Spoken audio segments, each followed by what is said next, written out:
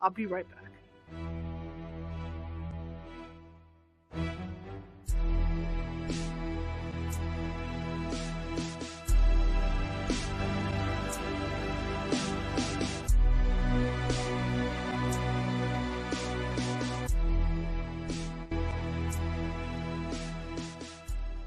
Grab your popcorn and snacks. Find a comfy spot, take a seat or lie down, and let me transport you to a place of fantasy, ghost stories, ancient legends, odd creatures, alien encounters, and other magical topics. You may even decide to join the conversation. From faraway lands to your own backyard, with a small dash of pixie dust. Turn out the lights and open your minds. The journey is about to begin. Happy Thursday, everybody. How's everybody doing today? I hope you said what good, because I'm doing good today. I have some cool news to share with you guys, and I was kind of holding back. But first off, introductions. My name is Charlotte, and I'm going to be your host for the next hour. I'm also the owner of the California Haunts Paranormal Investigation Team based out of Sacramento, California. We are 45 strong. Oh, wrong one again. I keep doing that, don't I? We are 45 strong up and down the state, which means if you have a problem, we can get to you. However, what a lot of people don't realize is how large the state California really is. So it might take us a couple of days. And in that case, we do have mediums on staff, such as Nancy Matz, Trish, Karen Clark, and a few others that can call you and do a remote read on whatever's going on. And if it is paranormal, they can usually settle things down until we can get out there. And don't get me wrong, it's not like it's going to take us a week or whatever to get out there.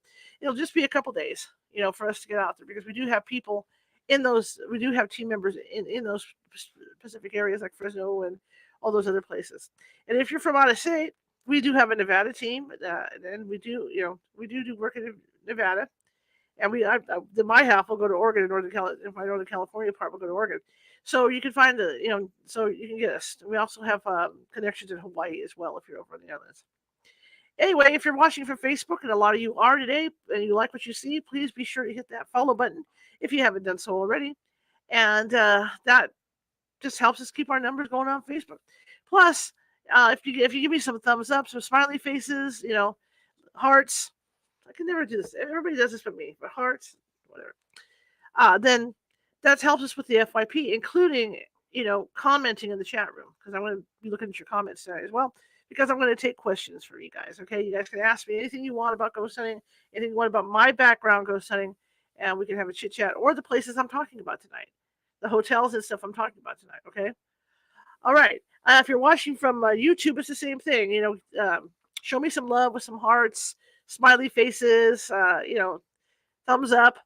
And also, if you haven't just done so already, and you are watching from the YouTube channel, please be sure to subscribe. We got more than 800 some odd videos over there, and every one of them is a different topic, because I'm a journalist, photojournalist. I don't like to cover the same stuff.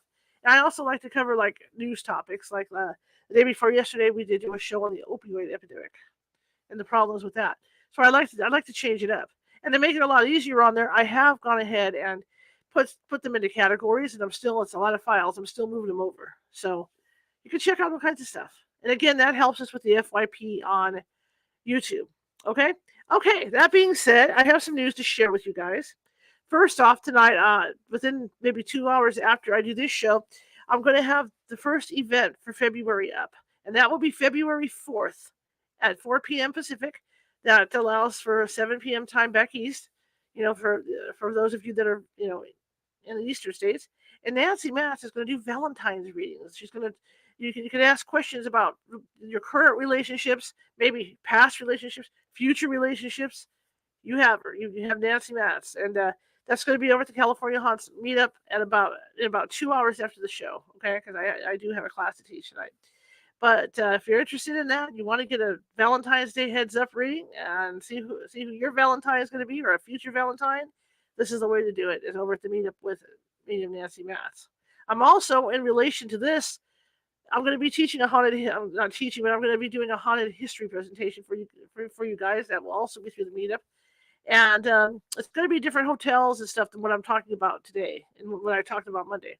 So it's just going to be completely different. But I'm going to give you some haunted history, because California has a lot of haunted history. All right. That being said, I want to thank. I didn't want to jinx it. I mentioned this on Monday and what was going on. I did not want to jinx it, and I want to thank everybody that's that spread the word about this show, everybody over the RSS feed, which includes Apple Podcasts, iHeartRadio, Spotify, all those places, because we went from 25 to 3,000 downloads a month, and right now we are at 9,100 downloads. 9,100. Oh my God, I can't believe it. I just hope this is a sign that this is what we're going to get every month, right? Because, I mean, not that we're money hungry, but we obviously have bills to pay here. And if those numbers keep up, I should be able to get people to advertise with us, whether it's through a paid program, a paid interview or whatever. But I should be able to get people to start advertising with us more consistently, so I can afford to keep this thing going and better equipment, get Grogu some decent headphones and all that stuff. So I'm really excited about that, and I want to thank everybody who's been listening on that RSS feed. I appreciate it, and I hope you keep listening and following us, because we have a lot of good shows ahead of us.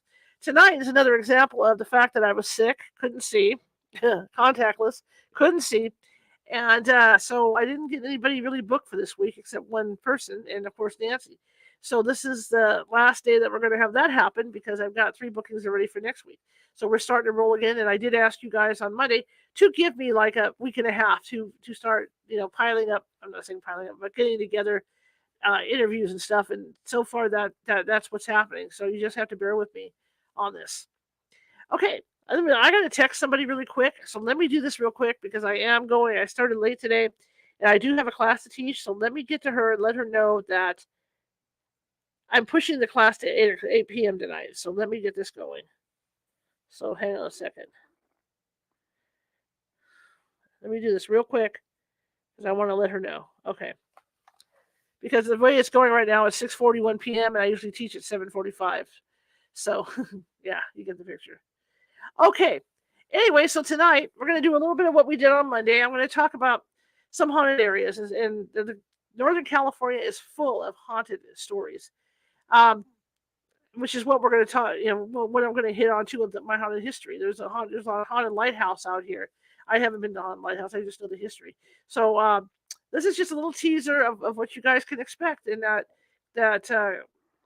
seminar I'm going to have about haunted history. I mean, all up and down California is what I'm covering. All right. So if there's any questions you guys have of me, doesn't matter if it's paranormal, could be personal related. Just don't get too personal. Feel free to ask. I have the chat room up, and I'll be able to see your questions, and I can answer you right away. And I loved it. I love Monday. I love the way I did Monday, and I just want to do that again, and I felt like doing that again tonight. So let's talk about the Gold Country a little bit. I'm going to start off with the Holbrook Hotel, and that's in Grass Valley, California. Again, like I tried to explain on the last show, our Gold Country is divided. I'm not going to say divided by 2 freeways, right? Highway 80 goes up towards Reno, Nevada, and I'm sure you guys have heard of Reno, Nevada. So Highway 80 goes up to Reno, Nevada.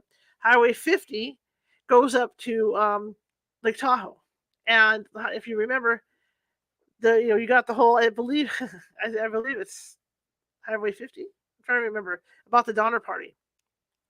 Remember when they were crossing and they got snowed in with that snowstorm? I believe it's Highway 80. I could be wrong. People get me wrong.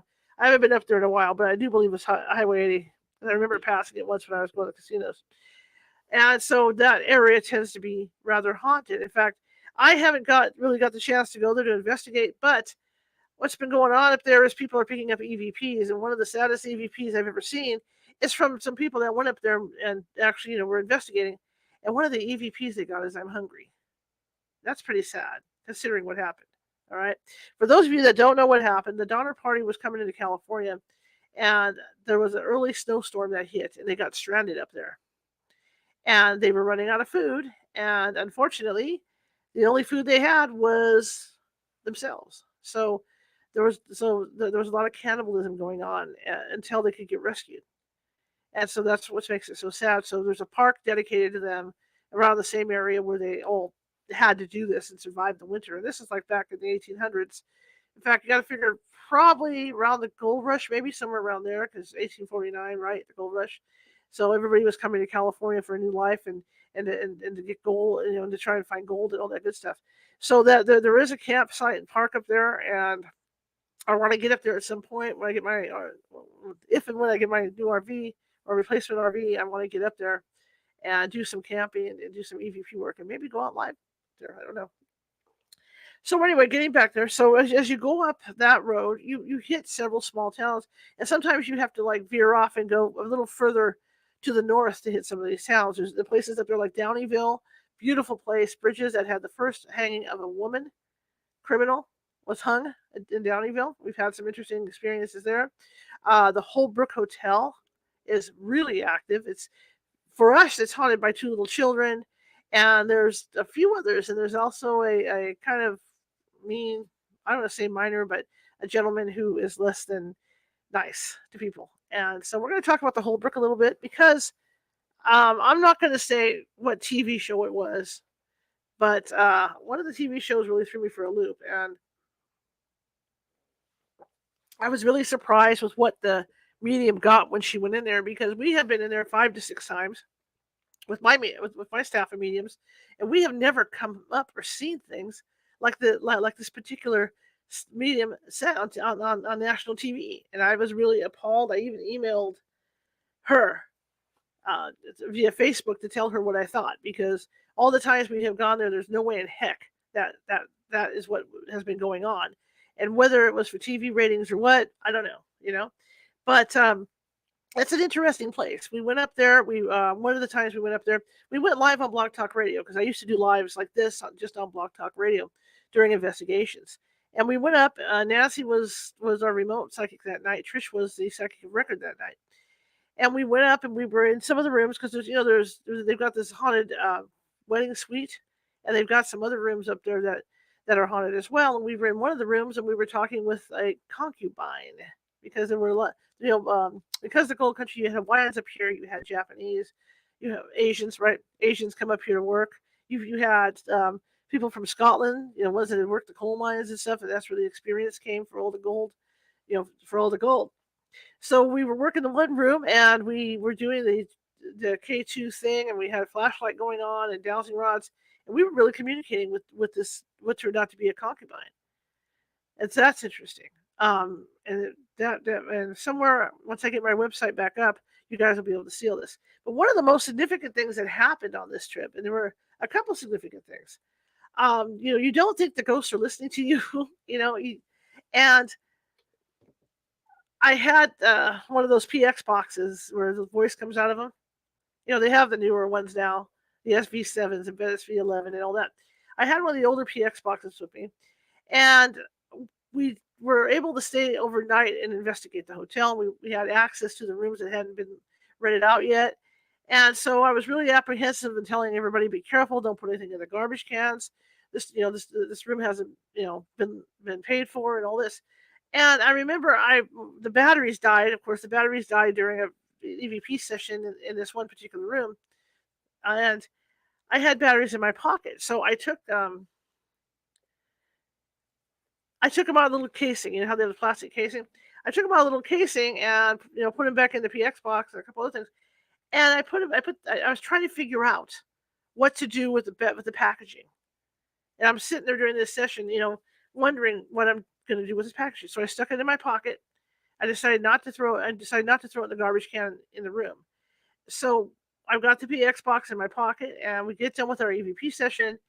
We leave, and we're walking down the hallway, and I hear the PX box say, "Wait." A man's voice says, "Wait." And I stopped everybody in the hallway, and I picked the PX box up, and we're listening. And the next thing out of that PX box was throw away batteries. Yep. Just when you think you don't know that they know what you're doing, you get something like that. Everybody could hear it. And it's a robotic kind of voice that says, throw away batteries. That's what it sounded like. And sure enough, like I said, I had the battery, the battery container wrapping in my pocket because I didn't want to throw it away in the room in case they rented the room for that night. So that was one of the significant things that happened there. Another thing that happened there is, of course, like I said, we were live on Blog Talk Radio, and we were down in this basement area where they have a basement bar. And it's for small parties and stuff down there. And supposedly there's a gentleman ghost in there who doesn't enjoy investigators and likes to be left alone. So I go down in there, and this footage is somewhere on our meetup. And I decided, because nothing's really happening, So I decided to do like a pole dance, and I said, "Hey, look at me! I'm big." I mean, we're talking about like 1800s, right? I can work in the fields. I'm big. I got good teeth. I got all this going on, and I'm literally holding on to this pole when I'm saying it. And when I finished, and I sat down to sign off because that was the end of our investigation night. Um, I looked at my wrist, and I do still have the photos. Like I said, they'll be up on the website once things get going again. And you could see bruises like here, where somebody had grabbed me here in an effort, I guess, to shut me up. That's the only thing I can think of. Oh my God, why is she doing that?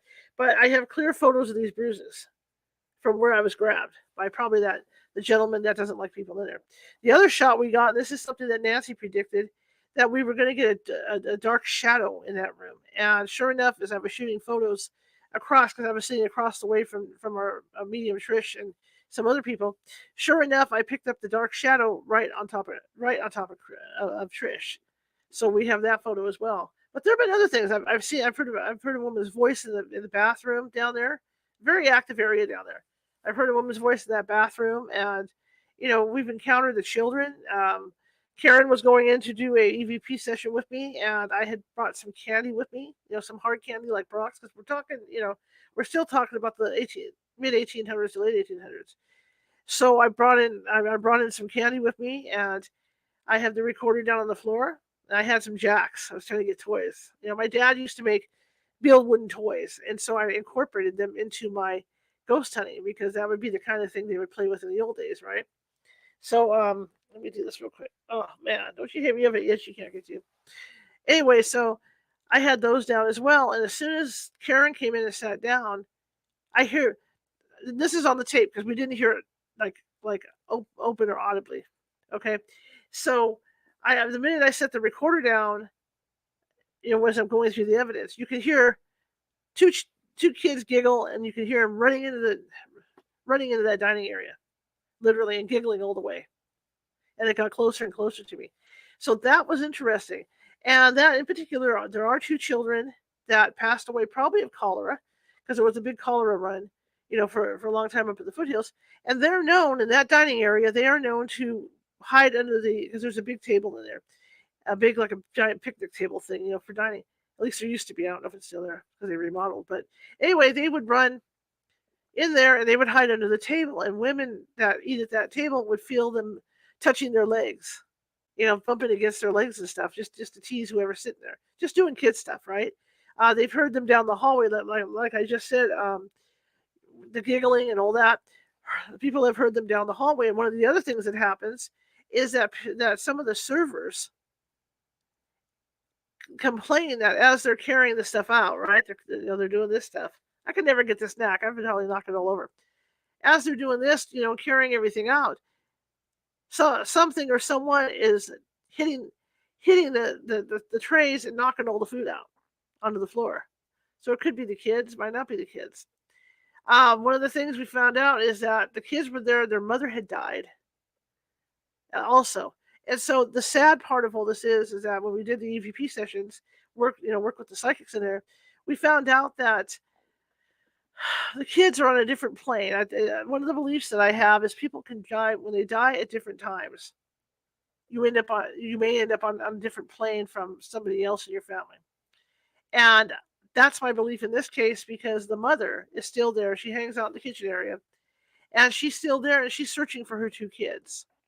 And the two kids are searching for her, but they're on two different planes of existence. We'll have to ask Nancy about that if there's a way to merge those planes to get those kids out of there, right? So that goes on there all the time, and it's the old adage of they'll make the beds, and the beds will make themselves, and they've seen apparitions by the main cowboy apparitions in the main bar area of the building. The Holbrook Hotel is beautiful, and I haven't been there since they remodeled, but I do want to get back in there and find out if the issues have increased, because a lot of the time that will increase activity. But we had, I would say, 4 or 5 trips at this hotel. I'm not going to say what TV show it was. I'm not going to say who the psychic was. But suffice to say, we had gone 4 times. 4 different psychics on staff had gone in there. And what came out on TV was just totally unbelievable about people that were literally dark, shadow people and stuff crawling up and down the walls and the ceiling as people walk through the hallway. We never saw any of that. Never, never, never. So I ended up sending an email to the TV show, which I never got a response from. And I don't know if that was, put on for TV, because of course you got to keep, the TV, you got to have something happen to keep people's interest. So I don't know what that was, but that's what was said. And so, like I said, all the times that we have gone there, we have never encountered anything like that, ever, ever, ever. It's a beautiful hotel. It's nice to walk around it. Like the Murphy's Hotel, they do have older. It's kind of like a Victorian across the way from the parking lot, and that's the newer section of it where some people stay the night, and then you got the historical rooms. So yeah, that's the Holbrook Hotel, and it's really really a cool place to go, and it is very active, ghost-wise, very active, very. Um, Downeyville. Downeyville's another one. I mentioned Downeyville in the beginning of all this. Let me drink a little bit of this.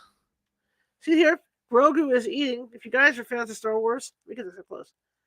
See that? He's got a frog in his mouth. Grogu likes to eat frogs. Don't you, son? Okay, so Downeyville is another place. Like I said, like the Placerville area and all that, very active. Everything around Placerville is active. The roads, everything. Same thing for Grass Valley. I think there's another hotel in Grass Valley also that is very that's active. But particularly going up into Downeyville, which I've done several times. We did a conference up there, and almost every place is haunted in Downeyville. The bars, the buildings. We were able to investigate in a haunted cave up there, so that was kind of fun. But the thing that stands out to me the most is the gallows, because the gallows were for the first set of gallows they ever built were for the first woman in California to ever have been hung, and that's what they get their reputation from in Downeyville, is that. But what I found rather interesting, outside of going to some different places like the History Museum there and all that, was the bridge. The bridge. There's two bridges. There's one at I would say the west end of town, and one at the north end of town. And they're old, they're the old style bridges. And something that happened when we were on them. Granted, the river is, there's like a river under there that runs pretty fast. But one thing I found interesting about being on the bridge was that we went out there probably about 1:30 a.m., 2 o'clock, where nobody would be out there. And we were doing an EVP session and doing an investigation. And I felt the bridge start to shake beneath me. But it was more of a swaying motion. But the bridge was definitely moving, and the people I was with on my team noticed it.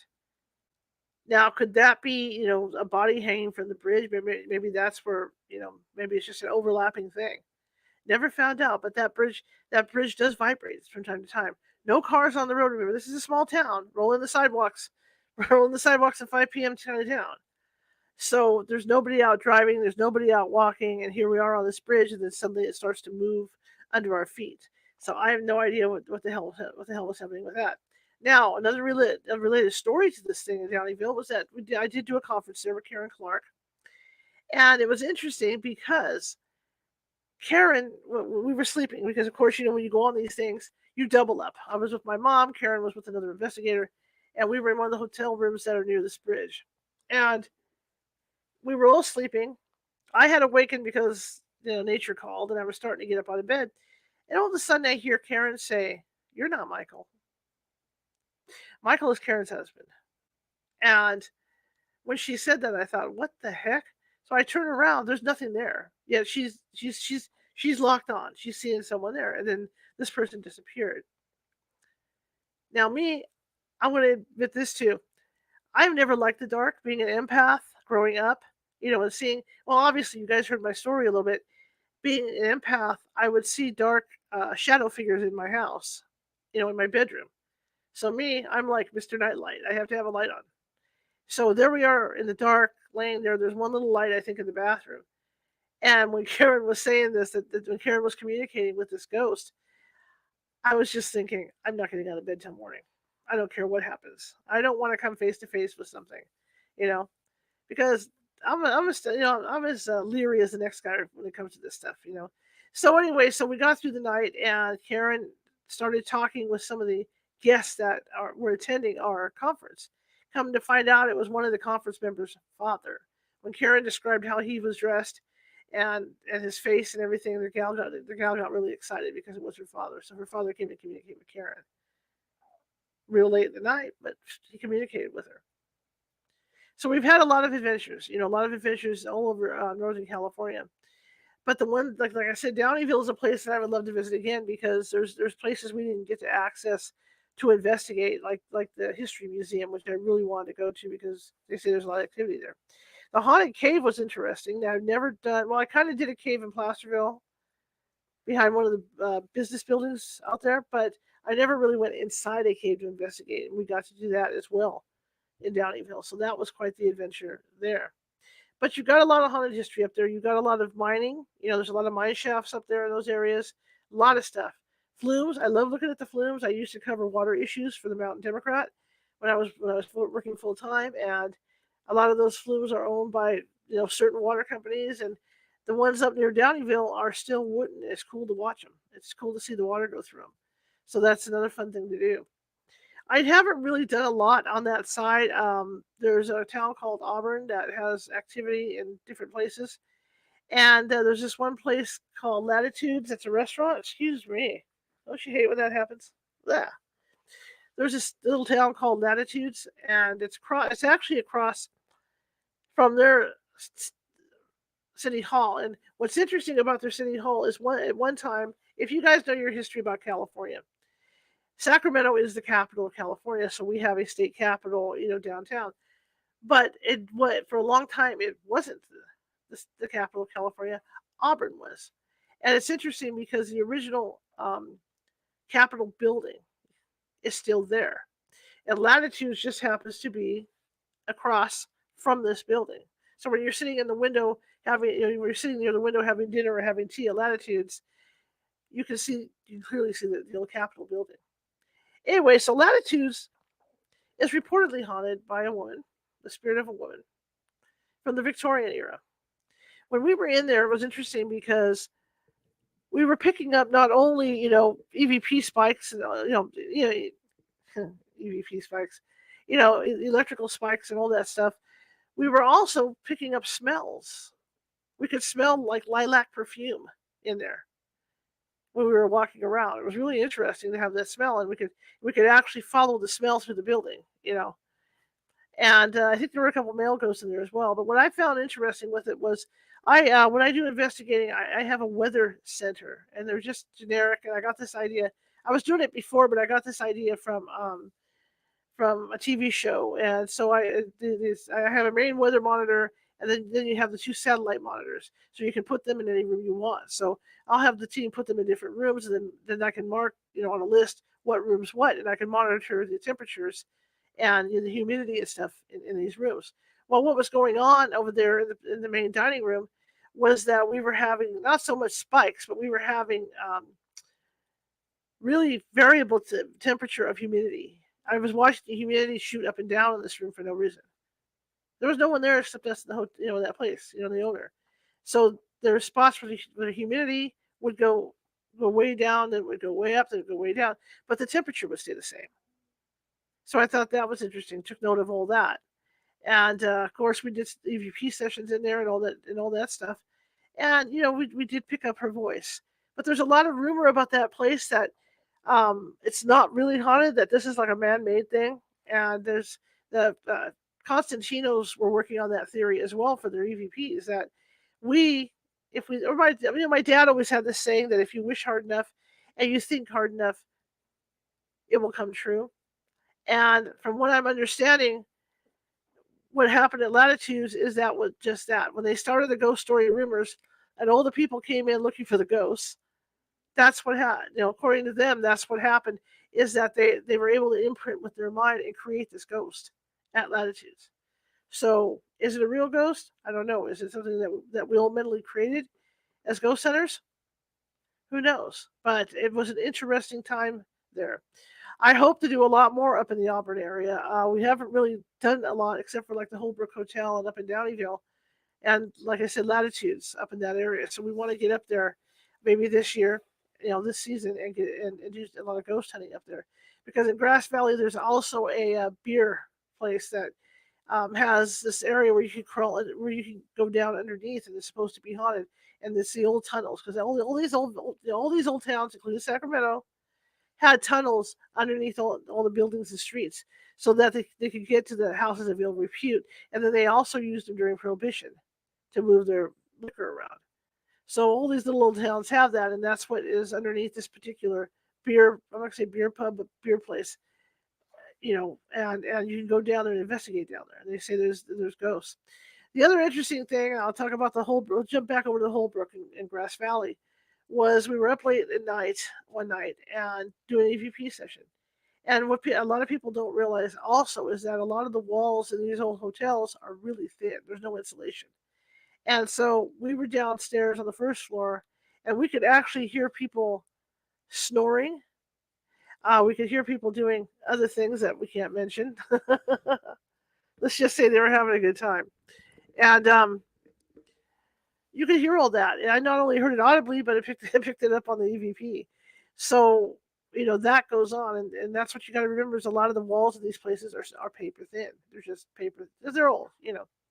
Now, as we come back across to Highway 50. Oh, I'm sorry. We're going to go up a little higher. I changed my mind. Virginia City. That's another one that's very, very active. Lots going on there. Bucket of Blood Saloon. Bucket of Blood Saloon is where there was a poker game that went wrong, and you guessed it, Bucket of Blood Saloon, right?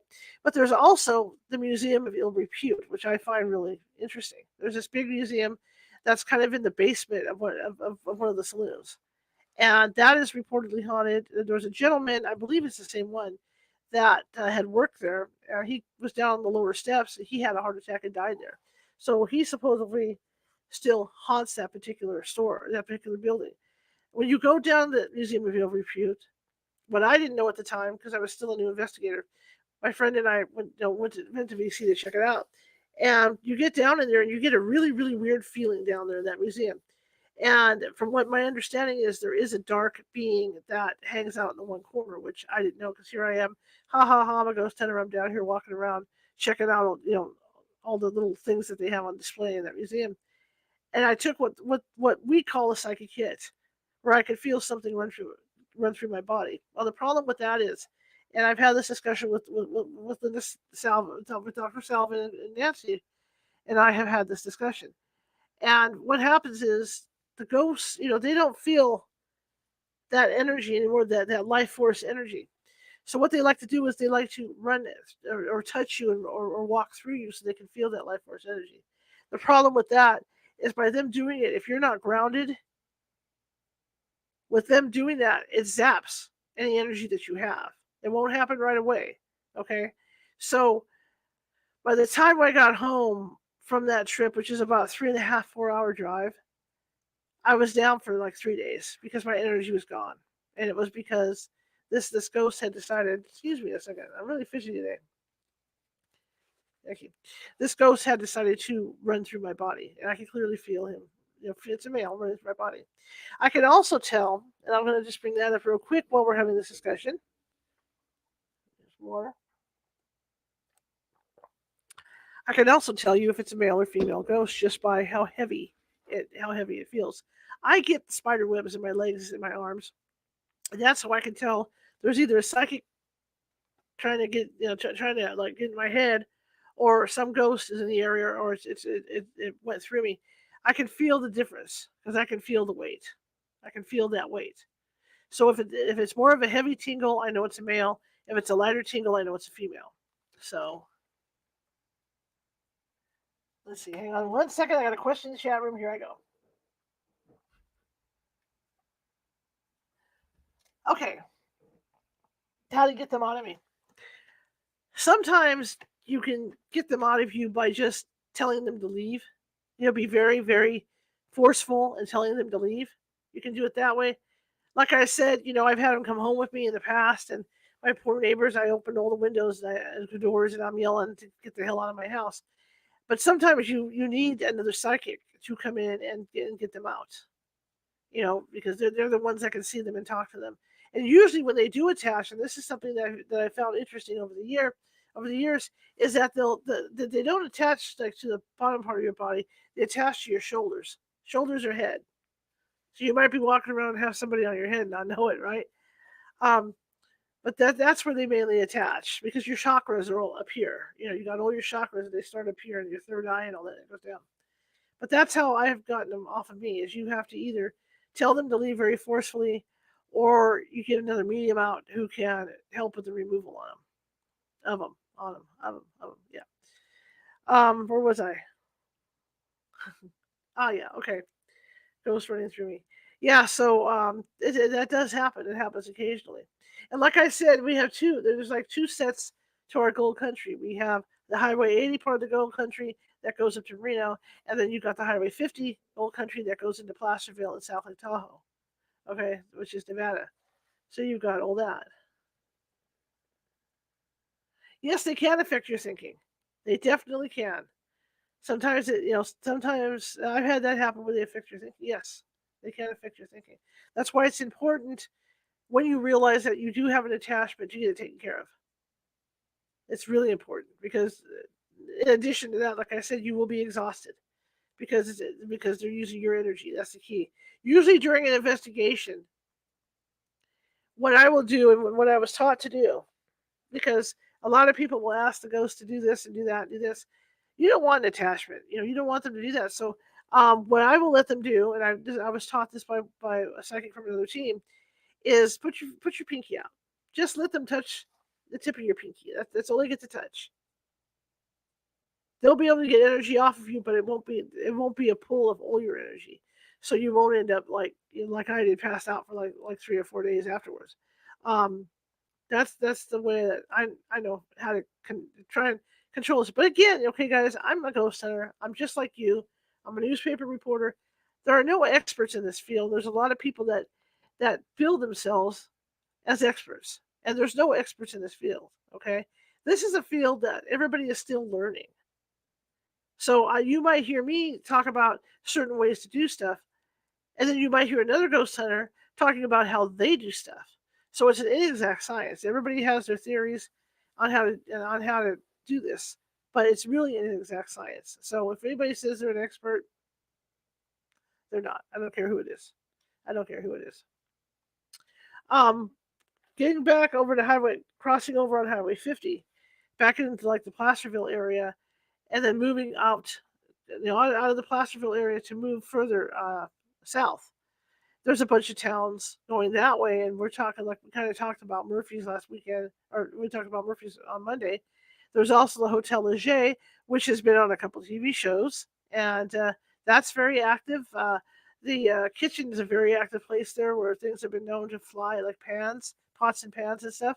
In fact, I knew of a reporter that went in there, and she turned around, packed her stuff up, and got out because a heavy teapot came at her through the air out of nowhere and almost got her in the head.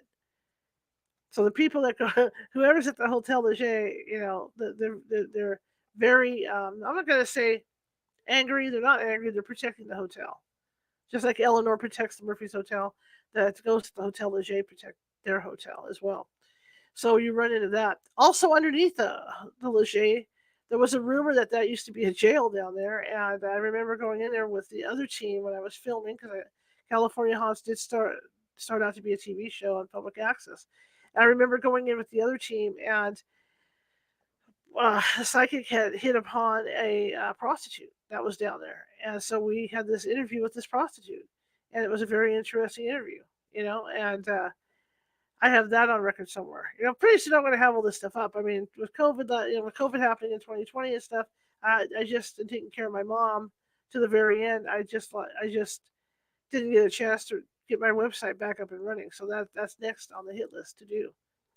Um, where else? Oh yeah, you cross over. There's a Hotel Jeffrey up in. It's right at the door. I would say doorway to Yosemite. And this was interesting because I went up for the preliminary with one of my friends who happens to have abilities, and everything was fine. We were talking to people over there, and that night we went to bed, and we were in a room with one of the old style blinds that you pull down. It has the white thing that you pull down, and this happened while I was asleep. When I finally go to sleep, I sleep really hard. I don't hear anything. And so this happened when I was asleep. My friend experienced it because she woke up. She's a light sleeper. And something had taken that blind, pulled it down, and completely ripped it off the window itself. You can see where, and the way it came, the way it looked was that they started at one end like this and were yanking on it like this to get it off of there. And so when we got up in the morning, it was barely hanging up there, on the wall, off the wall. And we had heard that that was a possibility in this one room because this is a room that a particular miner would stay in. So it didn't really phase me. It startled me, but it didn't phase me. One of the other things that happens in this room is if you're a woman and you have your toiletries and you have them sitting in front of the mirror or in the bathroom, women have been known to go to breakfast, come back, and all their stuff's thrown on the floor. He doesn't like it. The ghost doesn't like it. He has been known to be in the shower in this room. He's been known to just, all in all, just to stomp around the hotel.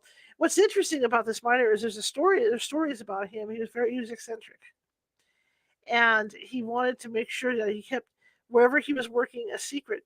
And the story is that I'm trying to remember, I think it was that. Yeah, it's that one. So many hotels. Anyway, in that particular room, he would sleep with his dynamite underneath the bed. Now, that's not what killed him. That's the first thought you think of. Oh, yeah, that's what took him out. But he would sleep with dynamite underneath his bed. And so that is his domain. That is his room. So, yeah, like I said, back then women were women, right? You were working in the fields and stuff like Little House on the Prairie, right? That kind of thing. Bonanza. And he does not like women's toiletries and stuff. He doesn't mind if you stay in there as far as being a woman and hanging out in there and stuff, but you put any of your private stuff in there, like toiletries and whatnot, and you'll end up having them either on the floor or somewhere else that he shoves them. The other thing that happens in there, and it didn't happen to us, was that he will write his name on something, or he will write. If you leave a pad of paper in there with a pen, he will write something on there. We didn't have that experience, but it has happened. And a little bit more history with this place is that when we did come up there to do the official investigation, Sabrina was our psychic at the time. We shared a room and we got up there, and there was a ceiling fan right there, in the room to keep us cool. Because remember, these old hotels, no TV, no modern stuff. Even though you got everything else, the beds and all that. They like to keep them in the old style. These hotels. So we're in this room, and as we're sitting there, she kind of looks up at me, and I thought, and she had this kind of worried look on her face, and I said, "Well, what is it? Is there something bad in here that I need to know about because during this?" And she says, "No," she says, "but I'm not staying in this room." And I was going, "Okay, if you're not, I'm not. Let's be real about this." And she looked at me, and I said, "Well, why don't you want to stay in this room?" She said because a man hung himself from the light fixture in this room at one time. Or it could have been a hanging tree. The hotel's old, right? So that was kind of a bummer. I stayed up all night that night, not because of that, not because of that, but because, um, you know, I was interested. I had the DVR set up pointing down the hallway in some of the haunted rooms, so I was interested in watching the action overnight, to see what would happen in the different rooms in that place. Um, One thing that did happen that's kind of funny is that people when they're vacationing, they vacation, right? They wear robes and they're fuzzies and they're walking around these hotels. Well, what happened to me was that I had this camera pointed down the hallway, which is the pointed. I believe it was pointed south down the hallway, south or north or west down this hallway, because this is where the ghost supposedly walks from that point across up to like the north side of this hallway. So I had this thing on the floor looking up the hallway, right? So that I keep an eye on things. Well, probably about 3 a.m., a gentleman had to use the restroom because you got to remember, very seldom do these old hotels have restrooms in the hotel room. They're always down the hall. It's a communal thing. So this gentleman decided, real late in the early morning rather, to come down the hallway and do his business in the bathroom. The problem was he was nude. He had a robe on, and he was nude. And every time he would take a step, because he didn't tie the robe, he just threw it on and go down the hallway. every time he would take a step, I got an eyeful. So that was one of my main experiences at the Hotel Jeffrey, was seeing this guy come down the hallway. And then I talked to everybody in the morning, and I just went, look, I get the need to have to go in the middle of the night, but you're in a public place like a hotel. Cover up, cover up, cover up. The other thing that happened that's interesting, and again, this website of mine, I have to get it back up. I hate the fact that I don't have it up. Was the Hotel Jeffrey is kind of divided, and there's one section where all the hotel rooms are. Then there's like an alley in between, but it's attached to the hotel itself. They use it for storage. And then there's the other half of the hotel where all the dining is and all the check-in and all that. And so we were in the center part, and we decided to do an EVP session in there, along with an EMF meter. It was a tri-field meter. And while we were doing this session, the tri-field meter was reacting to our questions. And it was interesting because it looked like an old-timey radio. That's how much action it had. Yes and no questions. So for a yes question, the needle on there would move like this. And it was interesting. It lasted for about 35 minutes. We had this conversation with this old miner, probably the one from upstairs for all I know. But this needle would go like this, go back and forth like this, go back and forth like this. Some other interesting trivia about that place, and unfortunately, the owners are no longer there. At least the owners, we used to talk to. But one of the owners of this Hotel Jeffrey, I'm trying to remember, so many towns. I'm trying to remember. Give me a second. Anyway, I think it was the owner of the Hotel Jeffrey. I don't think it was the Legere. But the older woman that owned the hotel at one time, could be McCollum Hill too. I'm gonna watch what I'm talking about. But I do believe it was the Hotel Jeffrey. Anyway, one of these hotels, we'll just say that. One of the owners of these hotels at that time had dated Elvis in high school. The king, right? The king of rock and roll. And it was interesting because she had this room for her wines and stuff. It wasn't like a cellar or anything. It was just a room, building. So they took us in there, and we're talking about, because that place was haunted as well. So we're talking about the ghosts in the cellar, and I'm looking around, and I noticed these champagne bottles, and they've got the picture of Elvis on there with the colonel. And I'm being a huge Elvis fan. I knew what they were. They used to give out these gifts at Christmas and birthdays and stuff to people. And I asked her, and that's when I found out, and I thought it was the coolest thing, that she had dated Elvis in school. So, and he had remembered in all those years, he kept sending bottles. And she had like 20, 30 of these bottles stored up. So that was interesting with that, Also with that particular hotel, the ghost, that same minor ghost fell in love with this woman and named Charlotte. There's a Hotel Charlotte across the way. And every night under certain conditions, people say they see him cross the street and go to that hotel to see her. So he is technically, he is haunting not only the Hotel Jeffrey, but he's also haunting this Hotel Charlotte to be with his girlfriend. So that's kind of cool. That's that's some interesting trivia for you about that. But the hotel, I mean, the town the hotel's in, it's like when people were commenting how it looks like time, an area where time forgot. It's so old in there, and that's another fascinating town to go into. And there's so many of these places that we're going to investigate, and we're going to do our documentary, film documentary in there. There's so many of these little towns. There's Amador. You got McCollum Hill. You got other places to investigate as well. You got Sonora.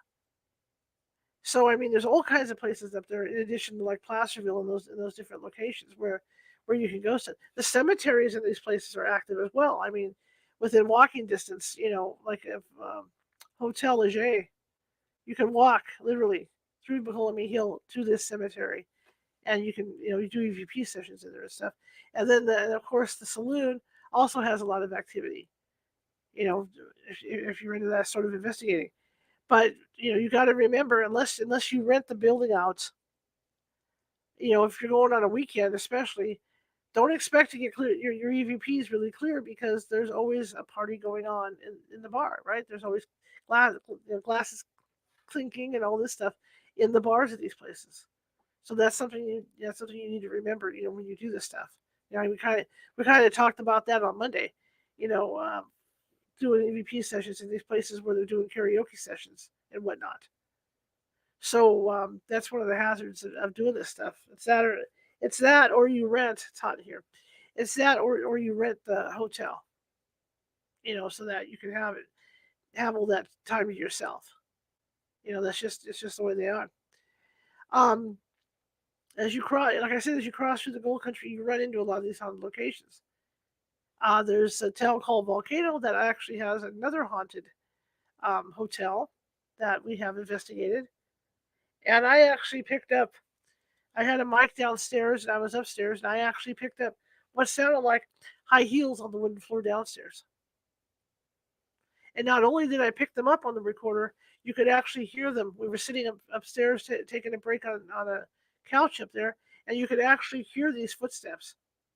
And it did sound like, high heels on the floor. So we've had those experiences in these hotels as well.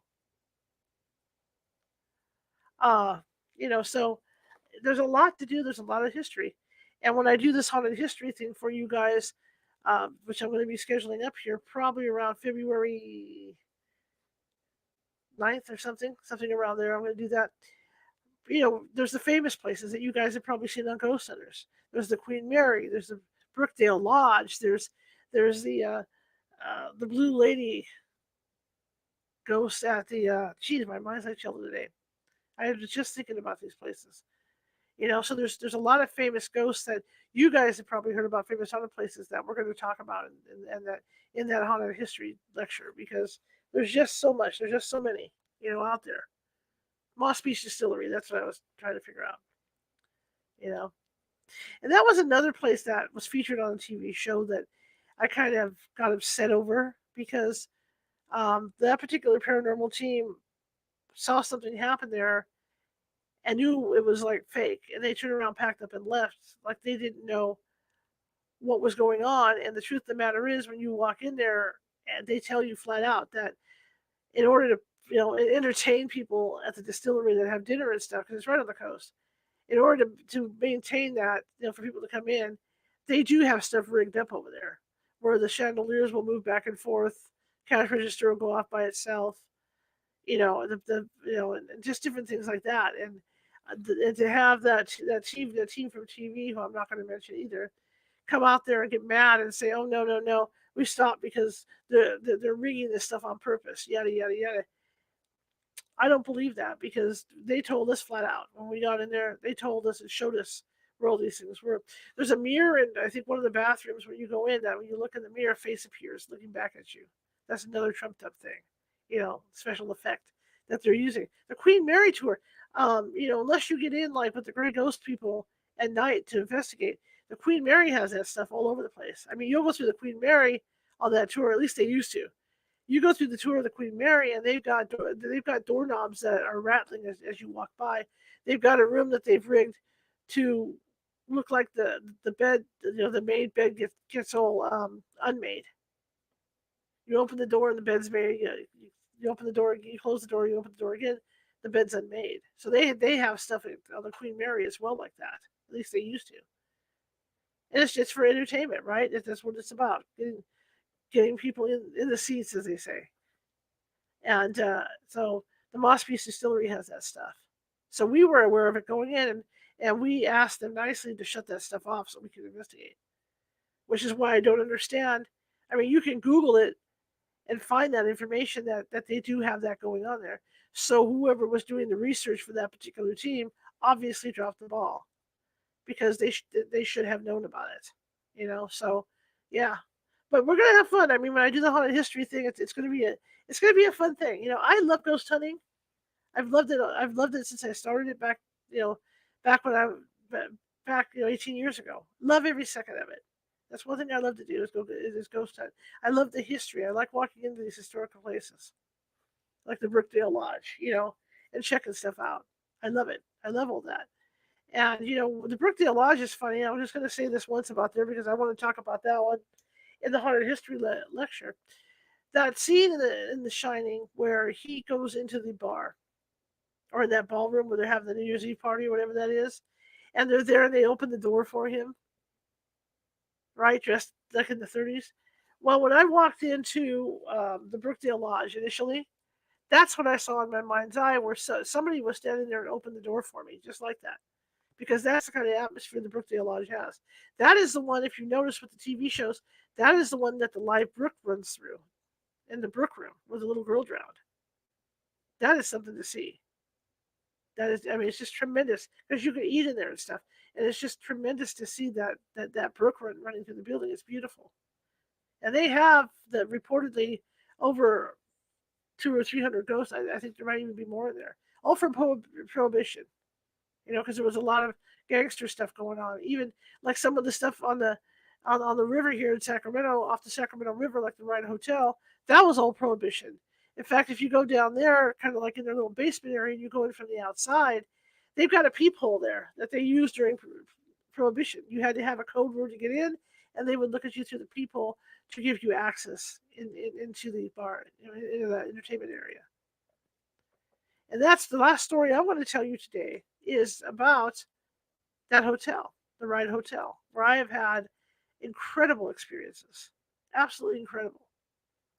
Um, Initially, we went in there with Monica Funk and Trish, got in there, and we did a walkthrough with Trish leading the way. And she had talked about this gentleman that um, kind of ran the house, the ill repute thing. All those old hotels had a way to service the miners or the river guys.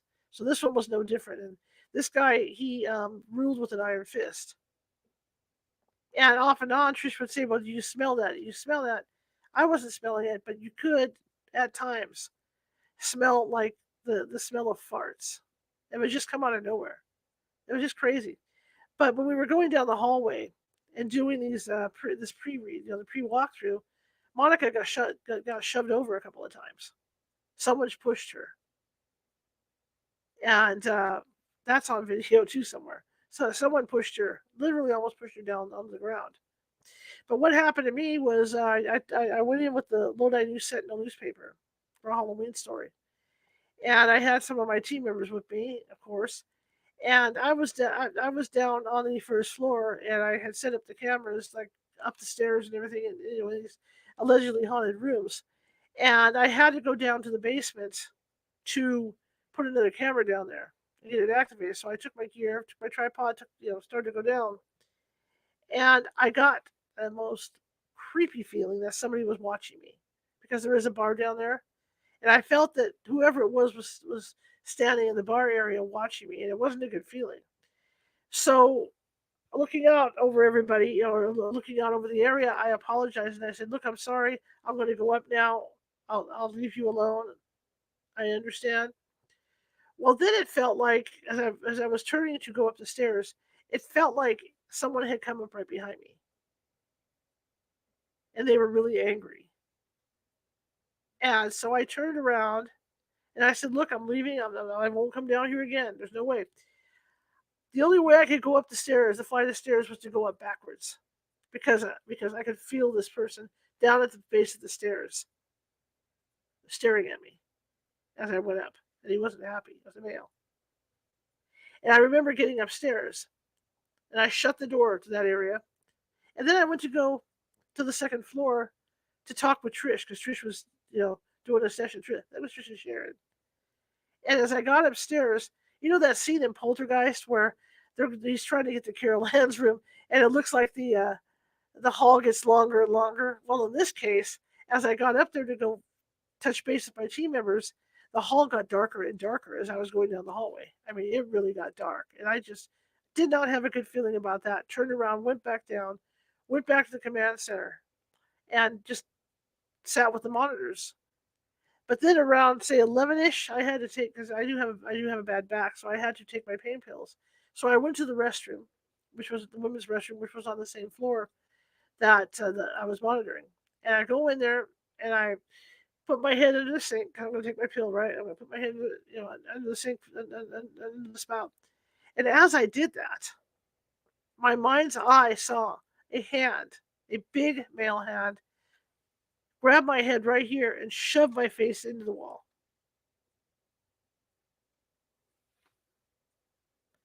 And at that point, I was just like, okay, I'm done. So I get out of there. At least I got my pill and went outside because I wanted no part of it. Finally, I talked myself to come back in. But I definitely saw a hand reach behind my head, and in my mind's eye, I saw my face being shoved, literally shoved in the wall. So we finished the investigation.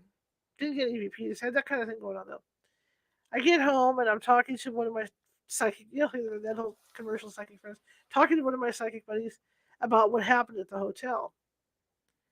And she told me that it was a gentleman who was supposed to marry this woman, and I favored the woman he was supposed to marry. And because I had a white shirt on, because we have white California hot shirts, to him it almost looked like a wedding dress, and so he was angry, and that's why he grabbed me like he did. You never know about this stuff, right? You just don't know. You just don't know. Anyway, this hour went by really fast, and again, I'm going to be doing a lecture for you guys over at the meetup. Well, it'll be probably here on this network. Private lecture about haunted history, and I'm going to really go into the history of these different places in California that are haunted. Okay, so we're going to talk about places that you know, like the Queen Mary and the Brookdale Lodge and those kinds of places. Woodland Opera House is another place we'd like to go, and that's a story for another day. Of what happened there. We've been back there several times, so I just wanted to share this stuff with you, and it's been a fun hour. It's been a really fun hour. Tomorrow, Nancy Matz is going to be with us, usual time, 6:30 p.m. Pacific. And our topic, let me check this out. I forgot to write it down over there today because I was doing other stuff. So let me double check that really quick. And give me a second. Oh, when I heard this riddle the other day, and some of my friends were perplexed. Let's do this. Sarah is a butcher who's 5 feet tall and wears a size 6 shoe. What does she weigh? See if any of you guys have the answer to that, because that would be cool. So hang on one second. Wow. Okay. So our topic tomorrow with Nancy is going to be how not to suffer by the thoughts of others and vice versa. So that's what we're going to be talking about tomorrow, Nancy and I. That'll be the usual time, 6:30 p.m. Pacific. So I hope y'all can join me, and we'll have a great time. It's always Casual Friday, right? With Nancy Matz. I'll whip out our Hawaiian shirt. He's got a brand new Hawaiian shirt to wear, so he'll be in his aloha. So I want to thank everybody. I want to thank everybody over there at RSS, Apple and all those podcasts for supporting us and doing all those downloads. I really appreciate it. I appreciate each and every one of you guys too who are here watching the show. I really appreciate it. Okay, well, I'm going to let you go. If you like the show, share it with 5 people. If you hated the show, share it with 5 of your enemies. That we are equal opportunity here at California Haunts Radio. And shoot me a like. Shoot me a happy face. Shoot me a like. Shoot me a heart. Whatever. Just to let me know how much you like it. And if you have any suggestions for shows and guests that we can have on, I have a California Haunts Radio T-shirt that I am willing to give away. If we use that guest, I will send you a T-shirt for California Haunts Radio. So you can email me, and as Nancy says, just Google California Haunts Radio or California Haunts Paranormal Investigation Team, and we will pop up everywhere on Google, and you can find us. How's that sound? Okay? All right. Well, I want to thank you all once again for coming. And tomorrow at 6:30, I'll be here along with medium Nancy Matz, and we will have our topic. So have a great evening, and I will see you tomorrow.